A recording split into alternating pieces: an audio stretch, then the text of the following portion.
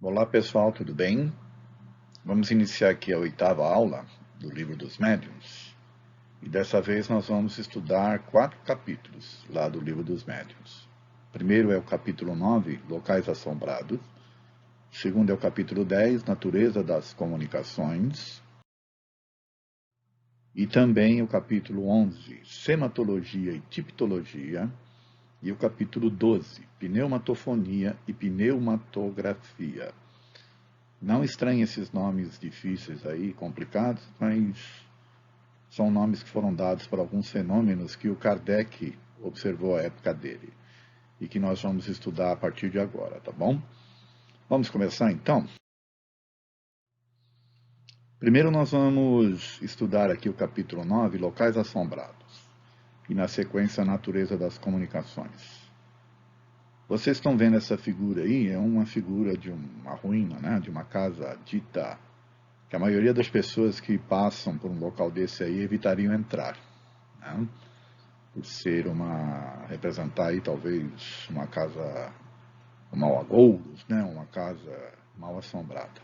Ruínas. Aliás, existe uma teoria, né, de que os espíritos preferem as ruínas. Isso é uma das coisas que nós vamos ver na aula de hoje, né? Se tem realmente essa preferência. Porém, eu quero começar esse capítulo mostrando para vocês um vídeo de uma reportagem que foi feita há alguns anos atrás. Vamos ver? Alain foi manobrista do estacionamento do Joelma em 1984. Ele não chegou a completar 3 semanas de trabalho. Pediu demissão porque ficou com medo dos fenômenos sobrenaturais. Quando eu entrava dentro do estacionamento, me arrepiava todo. Quando eu cheguei para pegar o carro, a lanterna do outro carro que estava em frente a mim ligou sozinha. Você sabe quando você está comprando um carro, você está testando o amortecedor do seu carro, você... Olhamos, não via ninguém.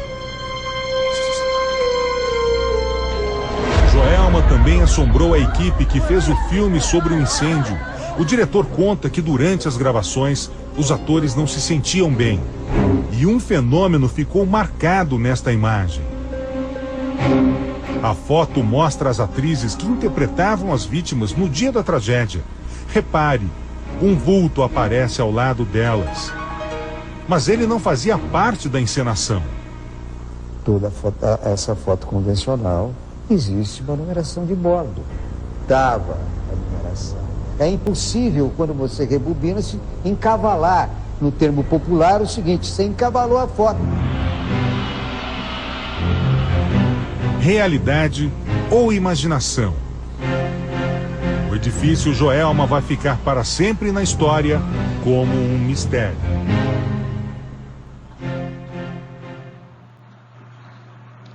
Bom, gente, realmente foi uma tragédia, né, que aconteceu aí no Joelma.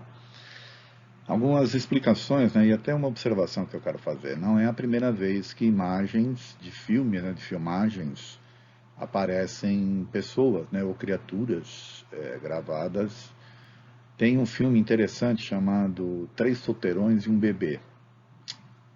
E nesse filme eles estavam utilizando um apartamento, né, para fazer a filmagem, e numa das cenas aparece um garoto que morava ali, né, e que ele acaba aparecendo nas filmagens e ninguém consegue explicar. Depois, se vocês tiverem curiosidade, pesquisem sobre isso, né? Três Solteirões e um Bebê. Com referência a essa questão da imagem, então, o próprio diretor do filme fala que não tinha como remontar, né, a imagem do filme, né, porque são gravados, né, os números a cada quadro. Então fica aí por conta das explicações que a gente vai dar até na sequência aqui da aula, né? Porém, eu queria antes também falar de um caso real. Eu tinha um vizinho que trabalhava nesse prédio, logo após esse acidente. E ele acabou me confessando que pediu demissão, porque, como ele trabalhava à noite, ele trabalhava com compensação bancária, né? E esse sistema normalmente roda à noite. E ele diz que às vezes ele estava lá e ouvia ruídos, barulhos, gritos, que vinham que era, na concepção dele eram inclusive horripilantes, né, a forma como ele falava. Então ele não teve dúvidas, pediu demissão, saiu, foi procurar um outro lugar para trabalhar. Então vocês, na família de vocês, ou mesmo alguns conhecidos, podem ter informações de coisas, ou não semelhantes a essas, mas parecidas, né? De lugares que aparecem coisas e tal. Eu mesmo mostrei na aula anterior, né, aquelas fotos, não sei se todos viram, né? Dos espíritos brincando lá com os familiares daquela casa, colocando os objetos empilhados e tal. Então, esse tipo de coisa é mais comum do que a gente imagina, e a gente vai tentar esclarecer agora, aí a partir daqui para frente, né, nesta aula. Vamos então dar sequência. Vamos começar com a introdução aqui do capítulo, né, Locais Assombrados, e na sequência a gente vai entrar em natureza das comunicações. Os espíritos se posicionam no plano espiritual de acordo com seus valores e interesses. Assim, é plenamente possível aos espíritos se manterem em determinados locais físicos devido ao apego excessivo a pessoas, bens, etc. Não estranhe isso que está aqui colocado, tá? É retirado lá do livro dos médiuns. E, na maioria das vezes, as pessoas de fato ficam próximas, né? Esses relatos que nós temos aí das pessoas irem para um umbral, ou de pessoas que estão em vales de sofrimento e tal, são relatos de espíritos que estão em perturbação muito completa, vamos assim dizer. A maioria, na verdade, ficam próximos, segundo descrições lá dos espíritos deram para Kardec. Então, é comum um parente desencarnado ficar próximo do lar, principalmente se ele não tem nenhum tipo de esclarecimento. O que não é comum é as aparições, é os ruídos, é esse tipo de manifestação. Para isso, existe a necessidade de haver, de alguma forma, né, um médium que forneça, como nós já vimos também na aula anterior, né, as energias para que o espírito possa, de alguma forma, manifestar-se no campo físico. Ele está no plano espiritual, que é um plano paralelo ao nosso, e para ele fazer esse tipo de manifestação, ele precisa de algum tipo de incentivo mediúnico. Tá? Já por outro lado, sabemos que os espíritos podem se comunicar com os encarnados, mas nem sempre essas comunicações são sérias e úteis. Daí a necessidade de aprendermos a classificá-las e aproveitá-las. Kardec fez uma série de estudos sobre isso, né, das comunicações, e nós vamos ver que a maioria das comunicações não são úteis. Tem muita comunicação vinda aí de espíritos, falando inclusive agora também sobre o coronavírus. É tudo invencionice. A maioria delas, na verdade, vem da cabeça do próprio médium ou vem de espíritos que não têm, sim, tanta seriedade com o que estão dizendo. É importante a gente estudar isso para poder saber fazer uma separação das coisas. Tá bom? Vamos tratar aqui então dos locais assombrados. O fato das manifestações dos espíritos ocorrerem em todos os tempos, aliado à insistência de determinados espíritos em darem sinais ostensivos de sua presença em determinado local, ainda somando-se à ignorância reinante da vida espiritual e das manifestações dos espíritos, é que são os responsáveis pela existência dos chamados lugares assombrados. Então aqui o Kardec está dizendo o seguinte, que existe ignorância sobre a condição dos espíritos no plano espiritual, existe ignorância, né, do próprio espírito, do seu posicionamento. Então isso é que faz com que os espíritos fiquem em determinados locais. Tá? As razões são as mais variadas possíveis, tá bom? Mas a ignorância sobre a existência do plano espiritual, a ignorância do próprio espírito, às vezes, que já desencarnou, ou a ignorância que ele pode seguir, né, para planos diferenciados, fazem com que eles permaneçam em alguns locais, tá bom? Os espíritos podem se apegar a objetos e terem lugares de predileção. Isso ocorre com frequência entre aqueles que são pouco evoluídos, visto que esses ainda cultivam muitas de suas paixões. Porém, é sempre um sinal de inferioridade do espírito. Nesse sentido, então, corroborando o que a gente já falou anteriormente, né? Ele acaba ficando preso porque está na ignorância, não entende às vezes o que está acontecendo, ou porque tem interesses ainda materiais ele não consegue se ver como espírito, ele não consegue se desprender das coisas físicas. Então, o objeto dos seus interesses ainda permanecem por aqui, tá certo? E muitos acabam sofrendo as consequências disso. Isso não significa que seja um espírito mau, pois um espírito inferior, nessa conceituação, é aquele que ainda tem muito a aprender e a se desenvolver. Então, uma coisa que a gente já tem que tirar da nossa cabeça aqui, o fato de um espírito estar num determinado local, não significa que ele seja ruim ou que ele seja mau. Significa que ele é ignorante, que ele ainda não sabe que ele pode se desprender, que ele pode sair, que ele pode seguir. Eu tive um aluno que trabalhava numa delegacia de polícia, e ele era médium. Então ele relatou para mim, pelo menos, o caso, né, de um preso que acabou desencarnando, né, na cela, foi enterrado e tudo, e ele de vez em quando via o preso lá dentro da cela. O espírito não tinha noção de que já tinha desencarnado. E aí o que ele teve que fazer, na verdade? Abrir a cela e falar com ele, falando com a entidade, né, com o espírito, que ele estava livre. Aí o espírito saiu e foi embora. Então, é um espírito ignorante da sua condição. Ele não tinha nem a mínima noção que ele poderia já ter saído da cela, ter seguido adiante, né? Infelizmente, é isso que acontece conosco, principalmente com as pessoas que não têm um preparo para entender a vida espiritual e até para aceitar que a morte faz parte da nossa realidade também, né? O espírito pode não ser mau, mas é ainda muito ignorante, o que faz com que que mesmo as virtudes já adquiridas sofram as consequências de suas paixões. Por exemplo, um espírito inferior pode já demonstrar certo amor por alguém, mas é um amor apegado, exclusivista, egoísta e possessivo, sem ser necessariamente mau. Então, não estranhem vocês, muitos casos tem pessoas, como eu já falei na aula aqui, né, pessoas que desencarnam e ficam próximos de seus entes queridos. É a avózinha que, por exemplo, não consegue se desprender dos netos, o apego excessivo, ela acaba não percebendo, mas ela se sente bem estar próxima dos netos, porque ela vai sugando a energia dos netos. Os netos, por sua vez, eu estou falando só como exemplo, tá, gente? Os netos, por sua vez, acabam adoecendo, sem saber por quê, porque está cedendo energia para a avó. Então, não é que ela é ruim, não é que ela é má, ela só não sabe o que fazer. Ela se sente bem naquele ambiente. Então, é de extrema importância a gente conhecer essas coisas, para a gente se espiritualizar um pouco mais, a gente ter noção, né, de que isso pode, inclusive, acontecer conosco. E nenhum de nós vai querer ficar preso por aqui, tá certo? Por isso que é importante a gente acabar aprendendo, né, a se desprender das coisas, esses apegos excessivos às coisas, né, dependências, quaisquer que sejam, químicas, físicas, dependências financeiras, dependências emocionais, né, tudo isso influencia na condição do espírito depois.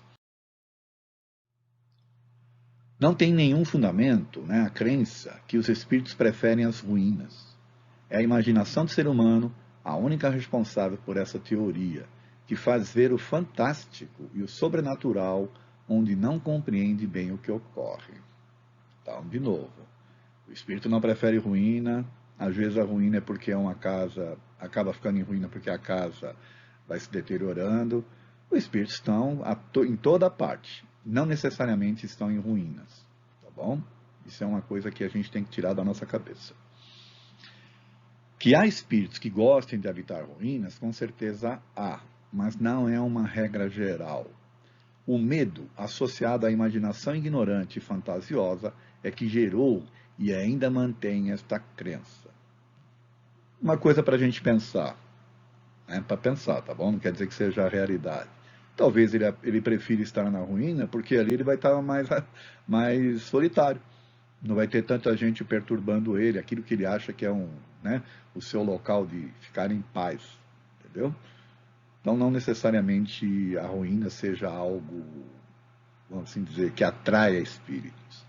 Pode ser nesse aspecto que eu estou dizendo, né? Ali ele se sente mais à vontade, né? Sem a perturbação dos seres humanos. A crença de que os espíritos aparecem preferencialmente em determinados dias e horários é tão falsa quanto a das ruínas. Sua origem é a mesma, a imaginação do ser humano. Então tem aquela história, né? Não vai no cemitério depois da meia-noite, ou então não anda na rua depois da meia-noite, ou depois de um determinado horário. Eu já ouvi pessoas falando para não fazer o evangelho no lar depois de um determinado horário, porque é o horário que os portais se abrem e os espíritos todos, né, acabam saindo. Gente, isso aí é balela, isso é crença de pessoas que não estudam. Não existe horário, tá bom? O plano espiritual é um plano paralelo ao nosso e não tem essa questão. Talvez ele se manifeste um pouco mais à noite, porque é mais tranquilo e as pessoas estão mais distraídas, né? Não há tanta movimentação, por exemplo. Então fica mais fácil de percebê-los. Mas eles estão a todo momento e a todo horário. Tá bom? Acabem com essa crença de que tem um horário específico. Tá? Nós precisamos usar a razão e não simplesmente a emoção, que às vezes é dominada pelo medo. Os espíritos se manifestam a qualquer dia e horário, desde que reunidas as condições essenciais para que isso ocorra. Os contos gerados pelas histórias de lugares assombrados que fixam essa crença das pessoas. Então, de novo, né? Por favor, não existe horário específico, tá certo? Se houver manifestação, ela vai acontecer independentemente do horário, tá? A causa da pseudo-assombração em determinados lugares é o apego material do espírito desencarnado ao lugar, pessoa ou objeto da sua afeição. A gente já falou sobre isso, né? As manifestações que em todos os tempos ocorrem e a persistência de alguns espíritos em darem mostras ostensivas de sua presença em certas localidades constitui a fonte de origem, né, da crença na existência de lugares mal assombrados. Então, isso é mais um reforço do que a gente já vem falando, tá bom? As intenções que levam o espírito a assombrar um determinado local são as mais variadas possíveis. Ele pode, por exemplo, além de vigiar e tomar conta do que ele julga lhe pertencer, querer apenas divertir-se com o medo e o desconhecimento dos encarnados ou fazer mal a algum desafeto seu. Então, as intenções são as mais variadas, tá certo? Vai da condição do espírito. Relembrando aquela questão que eu estava falando da avózinha que acaba ficando presa, vocês sabem o que acaba acontecendo com o espírito nessa condição? Ele vai se manifestar, por exemplo, né? E como vai ter esse tipo de situação? Se for, por exemplo, for parar, né, numa igreja evangélica, por exemplo, ali ele vai ser tratado como um demônio, vai ser expulso, vai ser maltratado. E, na verdade, é a avózinha, né? Ou é um parente que está perdido, precisando de ajuda. Sabe onde esses espíritos são esclarecidos normalmente? Nas casas espíritas que os recebem. E ali eles são orientados. Então, a maioria das sessões mediúnicas que ocorrem nas casas espíritas é para orientar esse tipo de espírito que acaba ficando preso por aqui. Tá bom? Não devemos, em hipótese alguma, temer lugares assombrados por espíritos, porque se não permitirmos, estes nenhum mal podem nos fazer. Devemos nos lembrar que em toda parte há espíritos e que, assim, onde quer que estejamos, os temos ao nosso lado, ainda mesmo nas mais tranquilas habitações. Tem gente que fica arrepiado, que não gosta de ouvir isso, que desacredita disso, mas o plano espiritual é um plano paralelo ao nosso. Temos os espíritos à nossa volta o tempo todo. Né? Para tranquilizá-los, vamos pensar o seguinte: a grande maioria das pessoas acreditam em anjos da guarda ou acreditam num mentor que os auxilia. Ora, eles estão aonde? É a pergunta. Isso é para vocês pensarem. Para perder o medo de assombrações, devemos manter nossos pensamentos e atitudes em sintonia elevada, praticando o bem e vivenciando a moral ensinada por Jesus. Daí, se você é uma pessoa do bem, se você é uma pessoa que exala boas coisas, por que você vai temer os espíritos? Na verdade, a gente tem que ter medo mais dos vivos do que dos próprios espíritos. Trata-se, na maioria das vezes, de espíritos sofredores perturbados, cujos sofrimentos podemos aliviar orando por eles. Outras vezes podem ser espíritos levianos que brincam e se divertem com a nossa ignorância e medo. Então, se você perceber que você está num ambiente onde tem um espírito ali preso, vamos orar por ele. Vamos conversar mentalmente com ele, tentar ajudá-lo de alguma forma a se reposicionar, a entender que ele já não faz mais parte deste mundo, que ele pode seguir, que ele não precisa ficar preso às coisas, que se Deus os chamou antes do prazo, né, que ele imaginava, que agora ele tem que seguir a sua vida de espírito. Ele não vai conseguir intervir aqui para ajudar os que ficaram e por aí afora. Tá certo? Isso é de extrema importância a gente entender. Então, orar por eles, pensar de forma positiva, conversar de forma positiva com eles, mentalmente, né, é uma grande forma de ajudá-los, uma grande oportunidade aí. O melhor meio de expulsar os maus espíritos consiste em atrair os bons.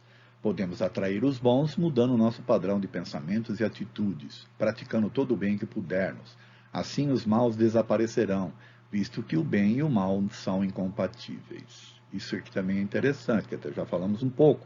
Eu coloquei o expulsar ali entre aspas, para a gente entender que a gente não vai expulsar ninguém, a gente vai esclarecer.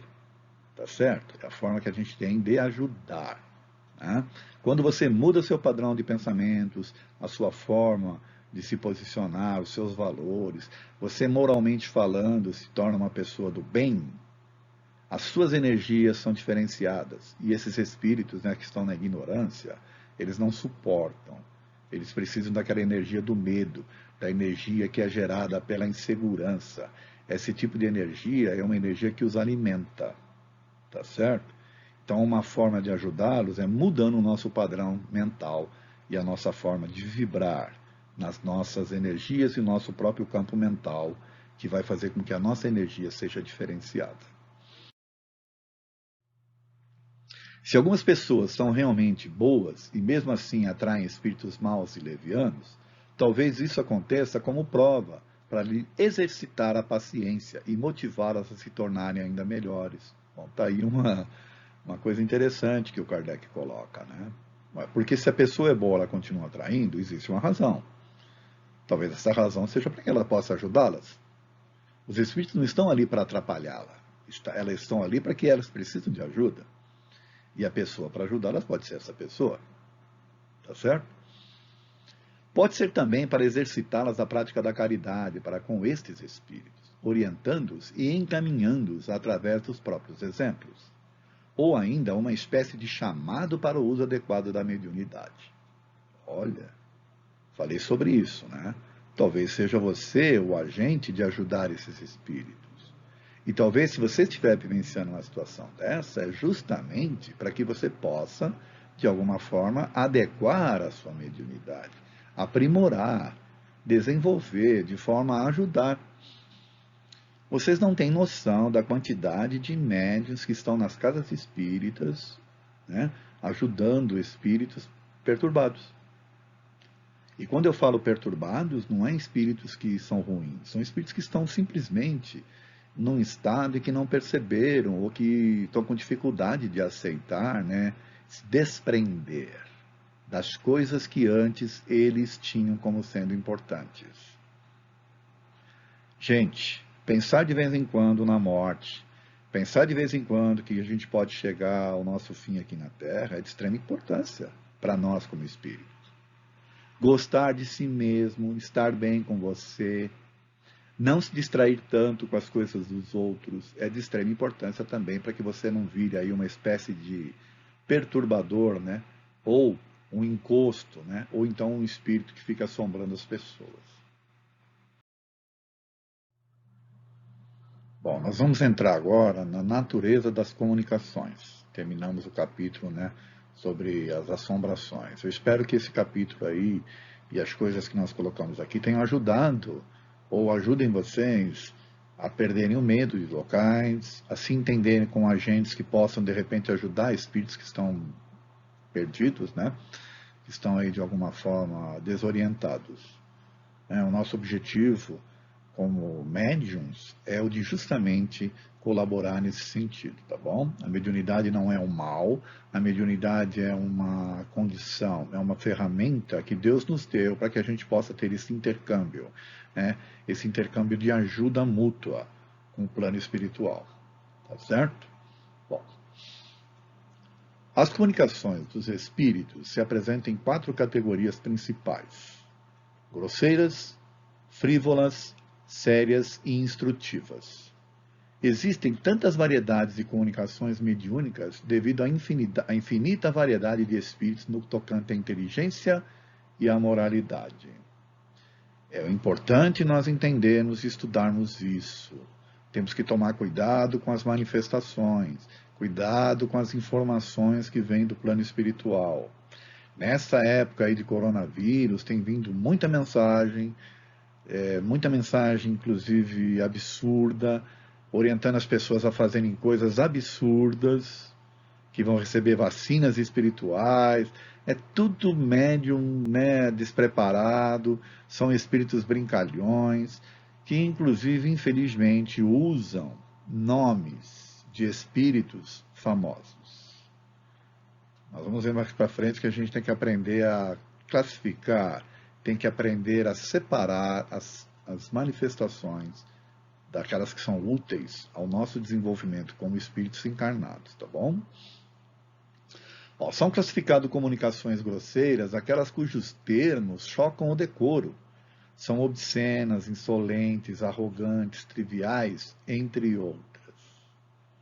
Bom, não sei se a gente tem acesso, né, a esse tipo ou nós já tivemos condições de ter acesso a esse tipo de manifestação, mas na época do Kardec teve, tanto que ele conseguiu classificar, né, como manifestações grosseiras.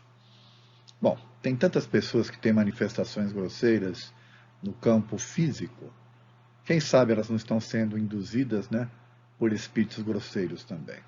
É para se pensar. São classificadas como comunicações frívolas aquelas provenientes, né, de espíritos levianos, zombeteiros ou brincalhões, que não dão nenhuma importância ao que dizem. Geralmente são mais maliciosas do que más. Gente, os espíritos não são ninguém diferente de nós mesmos, porque somos nós desencarnados. Como existe gente aqui de todo tipo de crença, de valores, né, de intenções, né, gente que não respeita as outras, gente que se diverte às custas dos outros, né? Então, tem espíritos assim também, tá certo? São classificados como comunicações instrutivas aquelas cujo objetivo principal seja um ensinamento qualquer, dado pelos espíritos sobre ciências, moral, filosofia, etc. Essas serão mais ou menos profundas de acordo com o grau de elevação do espírito comunicante. Infelizmente, nós aqui no movimento espírita brasileiro perdemos um pouco esse tipo de instrução. Elas acabam vindo através de livros psicografados e tal, mas a gente tem que fazer uma seleção muito grande desses livros, tá? Saber o que é bom, o que é útil, por aí afora. Porque na época do Kardec havia muitas manifestações de estudos. Hoje nós temos mais manifestações de esclarecimento, de espíritos que estão perturbados. Então a gente perdeu um pouco essa característica desse tipo de comunicação, como também das que a gente vai ver a sequência. São classificadas como comunicações sérias aquelas isentas de frivolidade e de grosseria, que objetivam um fim útil. Essas se diferem das instrutivas, porque podem ter uma finalidade séria, mas particular, como, por exemplo, a carta de uma mãe para um filho, que pode não trazer grandes ensinamentos, mas trazer conforto. Bom, nós temos aí um médium famoso, né, que conseguiu, através da sua mediunidade séria, trazer muito conforto às pessoas.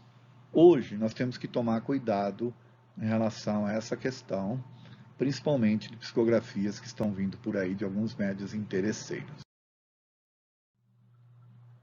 Para não nos deixarmos enganar pelas falsas comunicações, devemos agir como os espíritos superiores nos orientam, submetendo toda a comunicação ao crivo da razão e da mais rigorosa lógica. Para isso, o estudo da doutrina espírita é importante e indispensável. Lembrando o que eu já falei anteriormente, né? Estudar a doutrina espírita significa a gente entender esses mecanismos, entender que os espíritos não são tão superiores quanto a nós mesmos, entender que nós estamos recebendo, às vezes, orientações de espíritos levianos se apresentando com nomes de espíritos famosos, entender que, às vezes, tem o próprio interesse do médium, né? Em trazer algum tipo de mensagem, usando os espíritos como sendo o agente daquilo que ele gostaria de passar para as pessoas. Não estranhem vocês que é muito comum o médium se apresentar, né, a trazer as suas ideias como se fossem dos espíritos. E aí eles querem que com isso as suas ideias prevaleçam nos mais diferentes níveis, nas mais diferentes casas espíritas. Por isso que tem que se usar o bom senso.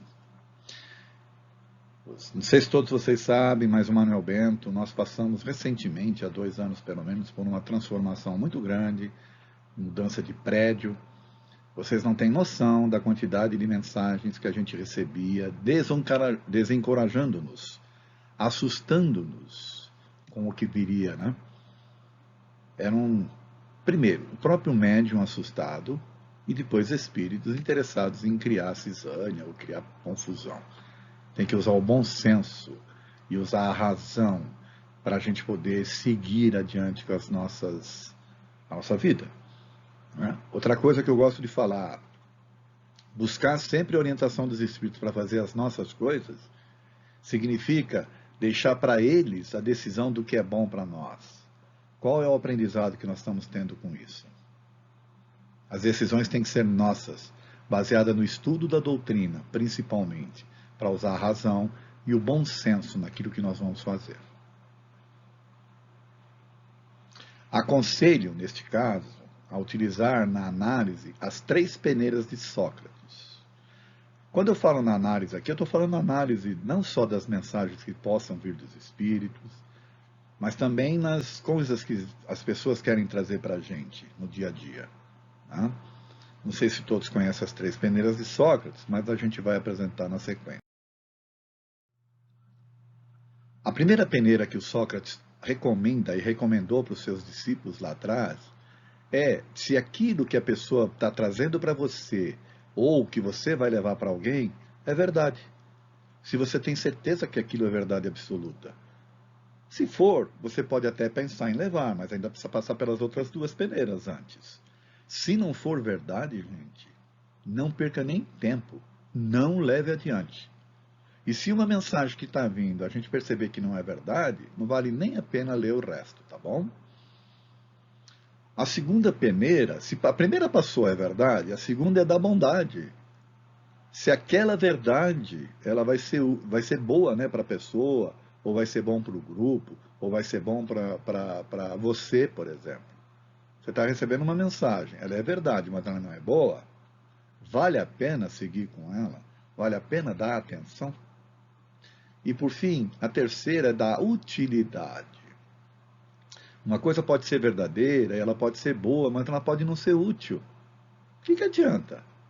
Né? É bom e verdadeiro, mas não é útil para nada. Não tem utilidade, não tem serventia. É mais uma quantidade de palavras que não faz sentido, né? Que não vai nos completar, não vai nos ajudar em nada. Então, a gente passando pelo crivo dessas 3 peneiras, qualquer coisa na nossa vida, nós podemos ter certeza que nós vamos ser felizes, né? Nós vamos ter condições de fazer uma boa avaliação das coisas que chegam até nós, inclusive dos próprios livros espíritas, tá? Nós temos que ler os livros espíritas com esse tipo de observação que a gente está fazendo aqui, tá? Se aquilo é bom, se aquilo é útil, né? E se aquilo é verdadeiro. São variados os meios de comunicação. Atuando sobre os nossos órgãos e sobre todos os nossos sentidos, podem os espíritos manifestar-se à nossa visão por meio das aparições, ao nosso tato por impressões tangíveis, visíveis ou ocultas, à audição pelos ruídos, ao olfato por meio de odores, sem causa conhecida. Então, os meios de comunicação são os mais variados. Às vezes os espíritos querem fazer sentir a sua presença através de um perfume, né? Que eles exalavam, né? O que eles usavam quando em vida, podem ter aparições e por aí afora. As comunicações, a forma de se comunicar é a mais variada possível. Porém, há 3 meios básicos de se obter uma comunicação onde há permuta: as pancadas, a palavra e a escrita. Porém, o mais comum é que os espíritos venham se comunicar conosco através da intuição e da inspiração. Vejam ali, quando ele fala pancada, a gente vai ver lá na frente no estudo da tipologia, né? Da palavra é o que se chama normalmente através da psicofonia, ou a gente ouvir, né? Mas é mais comum eles nos intuírem e eles nos inspirarem. De novo eu faço menção aqui às crenças que nós temos em espíritos protetores e em espíritos, né, mentores. Na maioria das vezes eles estão nos intuindo, eles estão nos inspirando a coisas. Esse é o meio mais prático de comunicação deles para conosco. Aí vem uma pergunta. E fora do estado de vigília, durante o sono físico, os espíritos também se manifestam? O que vocês acham? Na maioria das vezes, é neste momento que eles se manifestam para conosco. E é que a gente troca ideias, não só de espíritos desencarnados que vêm até conosco, como também de espíritos que estão encarnados, que a gente acaba encontrando. Às vezes as pessoas perguntam para mim, mas qual é a utilidade da gente ter esses encontros se a gente... Aliás, tem uma questão lá no Livro dos Espíritos sobre isso, hein? Eu recomendo que vocês procurem lá, tá? É uma questão, se eu não me engano, é 350. Eu posso estar enganado aqui nesse momento, tá? Mas procurem. Eles falam o seguinte, que esses encontros acontecem para nos reorientar. E pode ser que a gente não lembre quando a gente acorde, mas eles vão ficar lá no nosso subconsciente. E às vezes, no momento certo, aquela conversa que a gente teve anteriormente vem como intuição, ou vem como uma inspiração qualquer. Mas é algo que você já vivenciou durante o seu sono físico. Então, você quer se comunicar com alguém já desencarnado, se prepare para isso durante o seu sono. Pode ser que você tenha surpresas agradáveis aí, tá certo? De encontros, né? Ou reencontros. Bom, terminamos os 2 primeiros capítulos. Vamos entrar agora nos 2 capítulos subsequentes, né? Tratando aqui da sematologia e tipologia, pneumatofonia e pneumatografia. Vamos lá. As primeiras comunicações espíritas inteligentes que Kardec estudou se deram através de ruídos e de pancadas provocados pelos pés das mesas, então chamadas girantes. Eu coloquei entre aspas. É o que a gente costuma chamar de tipologia. A comunicação através de pancadas, né, se deu esse nome de tipologia, tá bom? Está aqui um exemplo, né, de uma figura das sessões que aconteciam, né? Ali os médiuns estavam colocando a mão tal, e a mesa levantava, depois ela descia batendo e ia respondendo as questões. Antes de Kardec, porém, as primeiras comunicações que foram noticiadas se deram com as irmãs Fox em Huddersfield, nos Estados Unidos, em 1848, através do espírito Charles Rosner. Qualquer pessoa que comece o estudo do espiritismo sabe do que a gente está falando aqui. Era um espírito que se batia na mesa, né, na casa, né, na parede de madeira. E as meninas Fox acabaram se comunicando com esse espírito. Foi onde se criou a primeira comunicação aí através das pancadas. Até aqui, ó, a casa, né, onde elas moravam, e aí uma foto das duas, né, as meninas, tá? Esse espírito se comunicou com elas porque ele estava nesta casa aí. Assombrando? Não, ele estava lá perdido, precisando de ajuda, entendeu? Precisando ser orientado. O nome dele era Charles Rosner. Apesar de funcionar, era um método rudimentar que requeria muito tempo e muita paciência para obter-se textos que possibilitassem um diálogo viável com as entidades que movimentavam a mesa querendo comunicar-se. Então, a primeira forma era esse, né? E era muito difícil, porque se convencionava, né, para as pancadas que a mesa dava, né, você criar ali, de alguma forma, as frases, né? Estudando a tipologia, Kardec observou que certos movimentos das mesas expressavam o sentimento do espírito. Aqui ele chamou de sematologia. Então, tipologia é o movimento, né, da mesa ou as pancadas, e a sematologia é a forma como esse movimento ou é a forma como as pancadas acontecem. É o que traz o sentimento do espírito, né, que a gente vai ver mais para frente. Está aqui um exemplo, né, da mesa levantando e se movimentando de uma forma mais brusca, de repente, né? Isso é o que ele chama de sematologia. Outro fenômeno estudado por Kardec foi a escrita direta, produzida por espíritos, sem o apoio de um médium, psicógrafo. Então, olha que interessante, para isso ele deu um nome de pneumatografia. É a grafia, né? É a letra, ou é alguma coisa, alguma mensagem vir no papel, sem o intermédio de um médium, sem que haja uma mão de um médium ali psicografando, tá? É um fenômeno raro que a gente vai ver. Da mesma forma que foi observada a escrita direta, também houveram casos de sons diretos imitando a voz humana, articulados e audíveis para muitos, também sem o uso de um médium. Aqui Kardec chamou de pneumatofonia. Então, pneumatografia é a escrita direta, pneumatofonia é a voz direta. Voz captada por várias pessoas ao mesmo tempo. Se é uma voz que é captada lá no seu íntimo por você, aí já não é pneumatofonia. Tá? É um fenômeno de audição. Tá? É outro tipo de situação.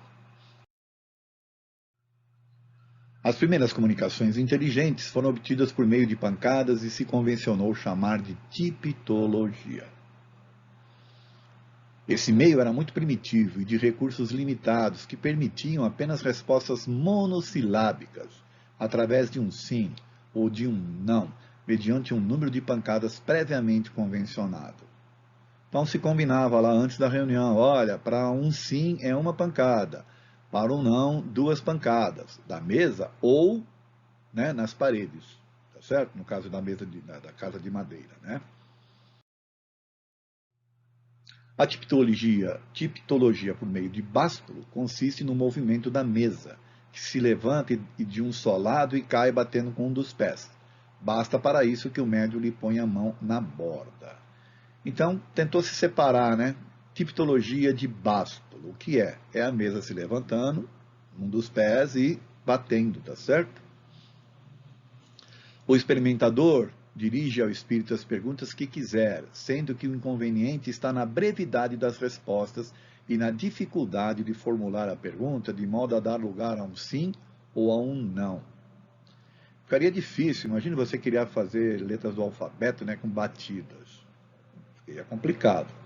Então você tinha que formular perguntas cuja resposta fosse um sim ou um não, para ficar mais fácil, né, obter a resposta, né, obter uma comunicação viável com o espírito que estava se comunicando naquela época. Kardec notou que na tipologia o espírito pode usar uma espécie de mímica, isto é, exprime a energia da afirmação ou da negação pela força das pancadas. Então, quando a mesa agia de forma muito abrupta, num sim ou num não, era uma forma que o espírito tinha de demonstrar os seus sentimentos também, né? Que é o chamado aí de sematologia. Também exprime sentimentos que o animam, a violência pela brusquidão dos movimentos, cólera, impaciência, batendo repetidamente fortes pancadas, como uma pessoa que bate veemente com os pés, chegando às vezes a atirar ao chão a mesa. Tem relatos aí de sessões que o espírito ficava bravo lá com determinado médium ou determinado experimentador e a mesa ia em direção a ele de forma brusca, né?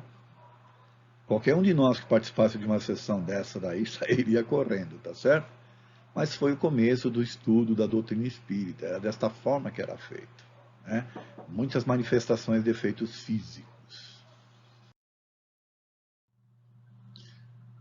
Por outro lado, se o espírito se manifestava, né, se o espírito que se manifestava era amável e delicado, inclinava a mesa como forma de saudação, no começo e no fim da sessão.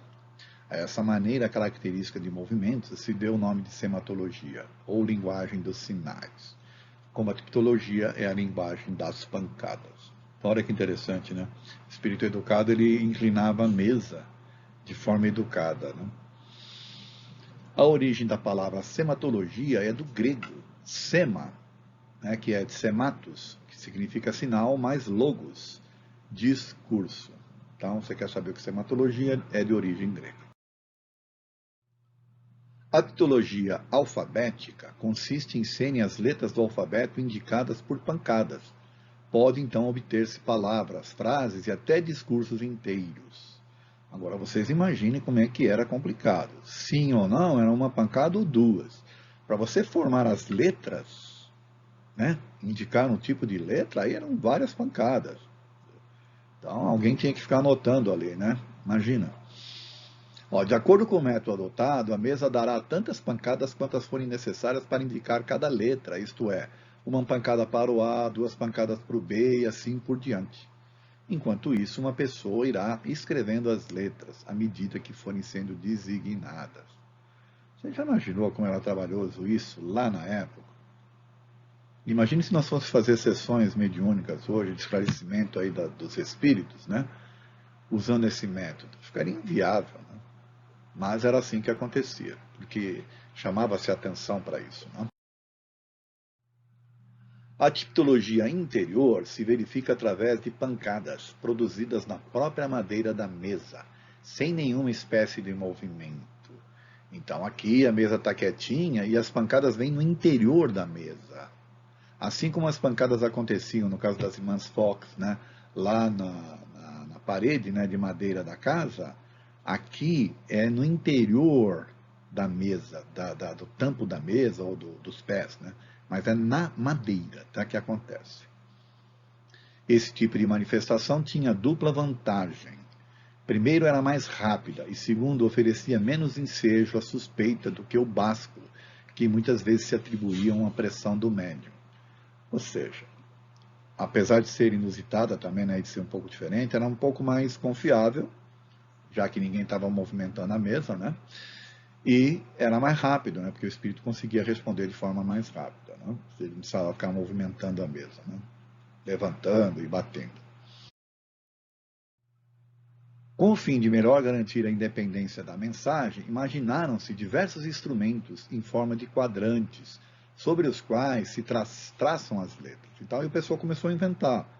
As pessoas que estavam estudando o assunto, né, de fato, eles começaram a inventar formas de facilitar a comunicação, para que ela não fosse tão cansativa, né?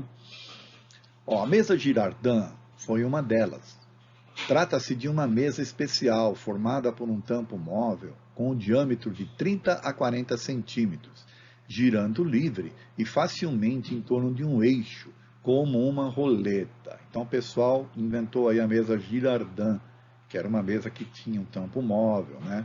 Que você girava e aí ia apontando as letras. Sobre sua superfície, obedecendo sua circunferência, se acham traçados como sobre um quadrante as letras do alfabeto, os algarismos e as palavras sim e não. No centro existe uma agulha fixa que permite o giro.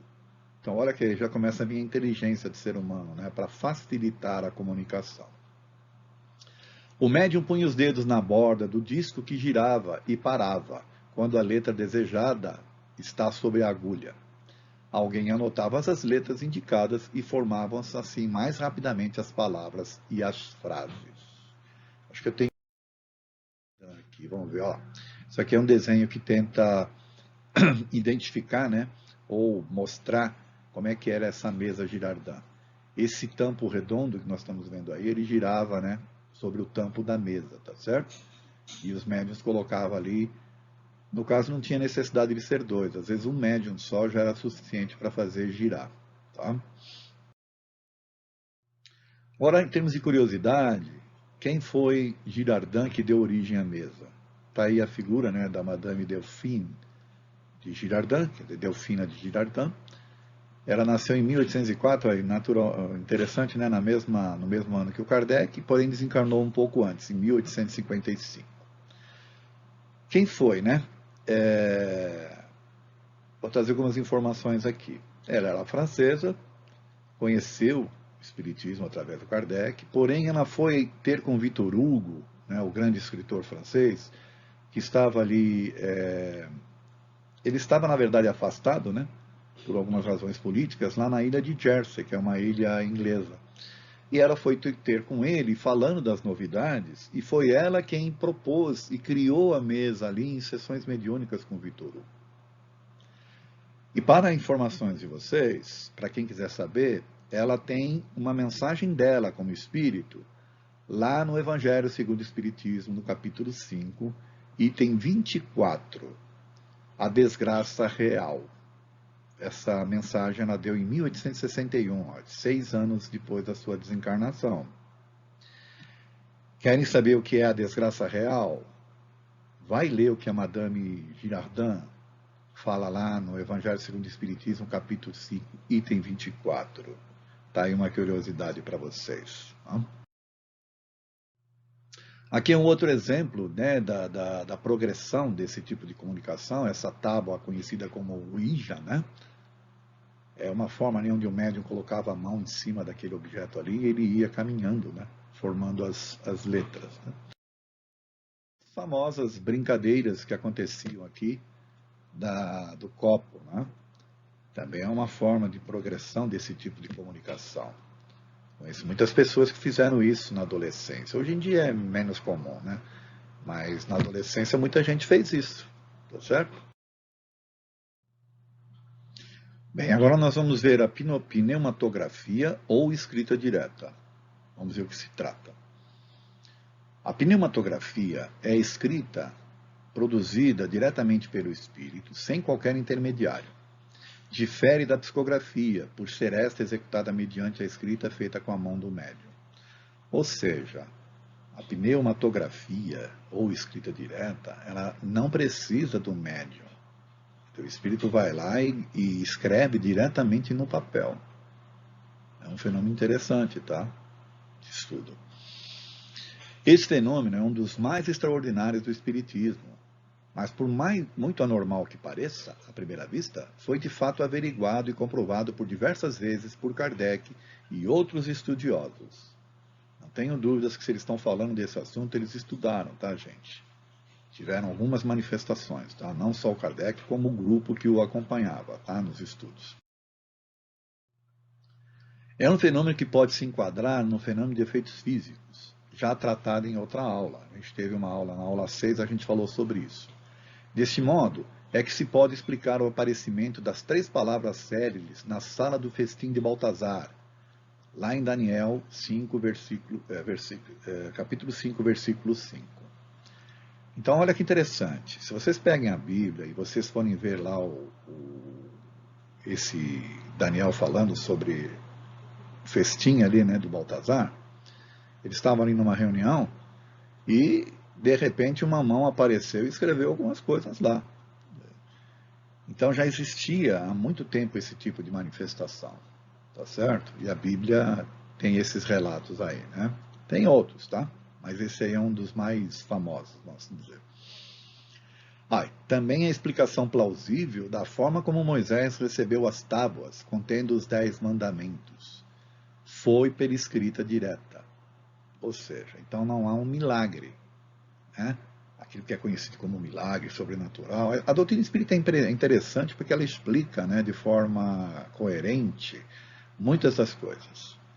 Então, o fato do Moisés ter recebido as tábuas é o mesmo que o Daniel, né, tá relatando o que aconteceu lá no festim de Baltazar. Escrita direta. Um efeito físico. Fenômeno mediúnico.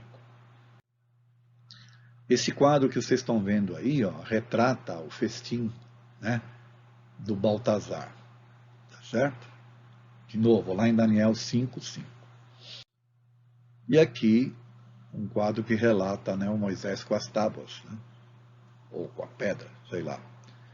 Brincando um pouco, dizem que foi o primeiro tablet da história, né? No início acharam ser preciso colocar um lápis com papel. Dessa forma, o fenômeno podia até certo ponto ser explicado, pois se os espíritos movem com facilidade objetos pesados, como uma mesa, né, então poderiam movimentar o lápis. Então o pessoal deixava lá à disposição do espírito um papel e um lápis. Mas nem sempre que acontecia isso, né, o fenômeno ocorria. Ao passo que você deixando só o papel acabava acontecendo. Não demorou muito, porém, para entenderem que os lápis era totalmente dispensável, pois bastava um pedaço de papel dobrado ou não, para que ao cabo de alguns minutos se achassem nele grafadas letras. Tem relatos de estudiosos que o papel, além de dobrado, ele ficava dentro de um cofre, trancado. Aí as pessoas deixavam, né, no dia seguinte abriam lá o cofre e tinha coisas escritas, quer dizer, como é que pode, né? As letras são traçadas com uma substância qualquer. Ora, sendo certo que ninguém forneceu ao espírito essa substância, segue-se que ele próprio a compôs. E aí, então, eu peço para que vocês vejam a aula, né, do Laboratório do Mundo Invisível. Ali vocês vão ter informações, né, de como é que os espíritos compõem os seus objetos, as suas coisas e por aí afora, né? Ele pode muito bem compor um lápis, vamos assim dizer, invisível, né, para poder grafar ali no papel, ou então diretamente no papel, tá certo? Uma coisa que eu gosto de falar dos tempos modernos, se você pega, por exemplo, essas maquininhas que tem a bobina, né, que você vai ali e faz a compra, depois sai aquele papelzinho impresso. Aquilo ali é impresso de forma térmica, esquenta-se o papel. O papel é próprio para isso. Mas não é algo batendo ali, né? Não é uma forma, por exemplo, onde o tipo, né, bate e forma aquilo. Isso é tempo do passado. Essas maquininhas modernas é através do aquecimento que é gravada as informações ali. Não é interessante? Isso já acontecia lá na época do Kardec através dos espíritos. Para escrever dessa maneira, o próprio espírito fabrica os elementos que necessite, obtendo os materiais do fluido cósmico universal, que pela ação de sua vontade sofre as modificações necessárias à produção do efeito desejado. É manipulando o fluido cósmico universal e também utilizando, né, os fluidos do próprio médium que está cedendo, que o espírito consegue fazer esse tipo de manifestação. É possível, portanto, aos espíritos fabricarem tanto o lápis vermelho, a tinta de imprimir, a tinta comum, como o lápis preto, ou até caracteres tipográficos bastante resistentes para darem relevo à escritura, conforme foi observado nos estudos. Então, olha que interessante, além de cores diferentes, também tinha como se tivessem batido o tipo, né, no papel para ficar relevo. Interessante isso, né? Agora nós vamos falar da pneumatofonia, ou voz diretas. Encerramos então aqui o capítulo da pneumatografia. Acho que ficou claro, né, que é um fenômeno de efeito físico, não diferente desse outro que nós vamos ver agora. Da mesma forma que podem produzir ruídos e pancadas, os espíritos podem igualmente fazer com que ouçam gritos de toda espécie e sons vocais que imitam a voz humana, assim ao nosso lado como nos ares. Opa, pode ser aqui do nosso lado que a gente ouve, ou então nos ares. Várias pessoas vão ouvir ao mesmo tempo. Uma voz que vem. A esse fenômeno é que damos o nome de pneumatofonia. Pelo que sabemos da natureza dos espíritos, podemos supor que dentre eles alguns de ordem inferior se iludem e julgam falar como quando vivos. Isso é interessante que o Kardec está colocando aqui, né? Porque o espírito se comunica normalmente pelo pensamento, ele não fala. Porém, tem espíritos que ele considera aqui de ordem inferior que se julgam falando. E aí, sem perceberem, acabam exprimindo sons, né? Mas de que forma? De novo, é preciso ter o médium, porque isso aí é um efeito físico, tá certo? Os sons pneumatofônicos se produzem de duas maneiras distintas. Às vezes é uma voz interior que repercute no nosso foro íntimo, nada tendo, porém, de material as palavras, conquanto sejam claramente perceptíveis. Então é lá um médium captando isso, tá certo?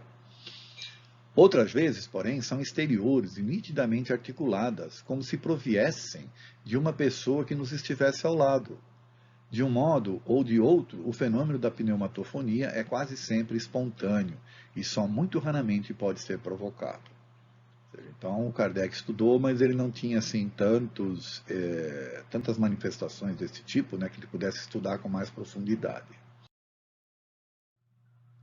Existem na Bíblia vários relatos de fenômenos de voz direta, como por exemplo, este aqui, ó. Estando ele ainda falando, eis que uma nuvem luminosa os cobriu, e saiu uma voz da nuvem que dizia: Este é meu filho dileto, em quem tenho posto toda a minha complacência. Ouvi-o. Isso aqui está lá em Mateus 17:5. Então, de novo, da mesma forma que a escrita direta lá tem na Bíblia, aqui também tem da voz direta. Os Espíritos sempre se manifestaram, gente, sempre existiu manifestação, né? Aliás, quem tiver curiosidade, vejam minha palestra que está lá no meu canal no YouTube, a Mediunidade na História. Vocês vão ver que é interessante, fatos mediúnicos muito interessantes aí ao longo do tempo, tá bom? Outras manifestações de voz direta que eu convido vocês para estudarem. Pode ser observadas em Mateus 3:16 e 17. Marcos 1:10 e 11, Marcos 9:7, Lucas 3:22, Lucas 9:35 e 2 Pedro 1:17. Tem mais, mas esses aqui eu trouxe para que vocês tenham o trabalho de pesquisar, tá bom? De novo, são efeitos, fenômenos de voz direta, que nós estamos estudando aqui. Por tudo que já estudamos até aqui, podemos entender que esse também é um fenômeno de efeitos físicos, principalmente quando a voz é ouvida por muitas pessoas ao mesmo tempo. Gente, se uma pessoa só ouve, a gente pode entrar num fenômeno, né, da mediunidade de audição. Mas se várias pessoas ouvem aquela voz, aí não tem jeito, é um efeito físico, porque o espírito não tem um aparelho fonador, ele não consegue falar, ele precisa, né, de alguma forma materializar a condição da fala humana para que várias pessoas possam ouvir. Tá certo? Por isso que eu estou dizendo que é um efeito físico, né? Como o espírito se comunica pelo pensamento, não possui o aparelho físico fonador. Então, para comunicar-se no ambiente material através da voz direta, precisa, de alguma forma, fabricar um aparelho fonador similar ao do corpo físico. Quando eu falo aqui fabricar um aparelho, não é que ele vai lá e vai... Ele precisa, de alguma forma, ter essa condição de unir a sua energia com a energia do médium e transformar, da mesma forma que ele pensa em movimento um objeto, como a gente já viu na aula anterior, ele pode também exprimir, né, alguma coisa que ele queira dizer. E aí isso vai para o campo, né, onde a gente possa ouvir com as nossas audições físicas. Está aqui, ó, um exemplo, né, do sistema vocal. Não tem como um espírito, né, a não ser que ele tenha, né, a epiglote, que ele vá conversar no plano espiritual, coisa que a gente sabe que não tem. Apesar de que tem livros espíritas falando sobre isso, né, que os espíritos conversam. Eles podem até estar conversando, mas na maioria das vezes é mental que isso acontece. Para que ele possa provocar um som que várias pessoas ouçam ao mesmo tempo, ele tem que, de alguma forma, ter a condição de ter esse aparelho fonador, para que possa o som da voz se exprimir. Tá bom? E aqui eu termino a nossa aula. Espero que vocês tenham gostado e nos acompanhem e aguardem pelas próximas que virão por aí, tá bom? Um abraço a todos.